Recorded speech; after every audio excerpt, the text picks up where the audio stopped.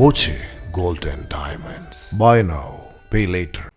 കണ്ണൂരിൽ ജയിൽ ചാടിയ ഗോവിന്ദച്ചാമി മണിക്കൂറുകൾക്കകം പിടിയിലായപ്പോൾ വിയൂർ സെൻട്രൽ ജയിലിൽ നിന്ന് 2 വർഷം മുൻപ് രക്ഷപ്പെട്ട തമിഴ്നാട്ടുകാരനായ മറ്റൊരു കൊടും കുറ്റവാളി ഇപ്പോഴും കാണാമറയത്ത്.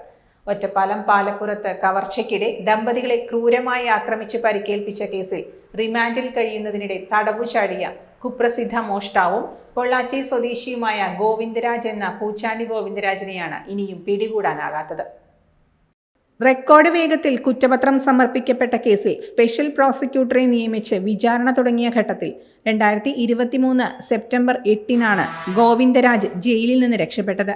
2022 നവംബർ 11 പുലർച്ചെയാണ് വിമുക്ത ഭടനും SBI റിട്ടയേർഡ് ഉദ്യോഗസ്ഥനുമായ പാലപ്പുറം മുണ്ടഞ്ഞാറ ആട്ടിരിയിൽ സുന്ദരേശനും റിട്ടയേർഡ് അധ്യാപിക അംബികാദേവിയും കവർച്ചയ്ക്കിടെ ആക്രമിക്കപ്പെട്ടത്.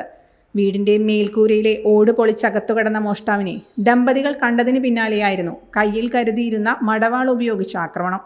അല്പനേരം വിലപിടിപ്പുള്ള ഉരുപ്പടികൾ തിരഞ്ഞെങ്കിലും കയ്യിൽ കിട്ടിയ ഫോണുമായി ഗോവിന്ദരാജ് സ്ഥലം വിട്ടു. ഗുരുതരമായി പരിക്കേറ്റ ദമ്പതികൾ ദിവസങ്ങളോളം സ്വകാര്യ ആശുപത്രിയിൽ ചികിത്സയിലായിരുന്നു. ഗോവിന്ദരാജ് കൈക്കലാക്കിയ മൊബൈൽ ഫോണിന്റെ ടവർ ലൊക്കേഷൻ കേന്ദ്രീകരിച്ച് നടത്തിയ അന്വേഷണത്തിലാണ് മണിക്കൂറുകൾക്കകം ഇയാളെ പോലീസ് അറസ്റ്റ് ചെയ്തത്. തുടരന്വേഷണത്തിലും കുറ്റപത്രം തയ്യാറാക്കിയതിലും പോലീസ് ഇതേ വേഗം പിന്തുടർന്നു. ജാമ്യത്തിനുള്ള പഴുതുപോലും അടച്ച് സംഭവം നടന്ന 35-ാം നാൾ ഒറ്റപ്പാലം പോലീസ് മുൻ ഇൻസ്പെക്ടർ M. സുജിത്തിന്റെ നേതൃത്വത്തിലുള്ള സംഘം കോടതിയിൽ കുറ്റപത്രം സമർപ്പിച്ചു. ആക്രമിക്കപ്പെട്ട ദമ്പതികളുടെ അപേക്ഷ പരിഗണിച്ച് സംസ്ഥാന സർക്കാർ സ്പെഷ്യൽ പ്രോസിക്യൂട്ടറെയും നിയമിച്ചു. കേസിൽ വിചാരണ തുടങ്ങിയതിന് പിന്നാലെയാണ് ഗോവിന്ദരാജ് ജയിലിന്റെ മതിൽ ചാടി രക്ഷപ്പെട്ടത്. തമിഴ്നാട്ടിലെ ഒട്ടേറെ കേസുകളുള്ള ഗോവിന്ദരാജ് കോയമ്പത്തൂർ സെൻട്രൽ ജയിലിൽ ശിക്ഷാ കാലാവധി പൂർത്തിയായി പുറത്തിറങ്ങിയതിന് തൊട്ടു പിന്നാലെയായിരുന്നു പാലപ്പുറത്ത് നാടിനെ നടുക്കിയ ആക്രമണം.